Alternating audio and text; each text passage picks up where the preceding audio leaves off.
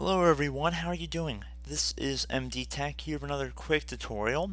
In today's video, I'm going to show you guys a quick way to reset your network adapter or network settings to default on your Windows 10 computer.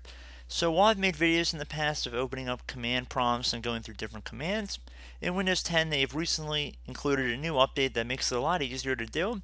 So without further ado, let's jump right into it, and we're going to start by opening up the start menu, and you want to type in settings.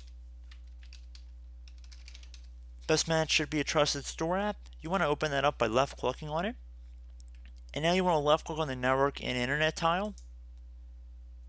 On the side here, we're underneath network and internet. You want to make sure you're underneath the status section. And now on the right, you want to scroll down until you get to the button that says network reset or the hyperlink. Left click on that. Should say network reset. This will remove, then reinstall all of your network adapters and set other networking components back to their original settings. You might need to reinstall other networking software afterwards, such as a VPN client software or virtual switches. Your PC will be restarted. Left click on this reset now button right here.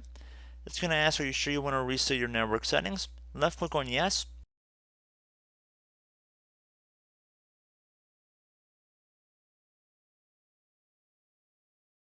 Click on close. Now I recommend closing out of this window as well. Restart your device and hopefully your problem has been resolved. So as always, thank you guys for watching this brief tutorial. I do hope I was able to help you out, and I look forward to catching you all in the next tutorial. Goodbye.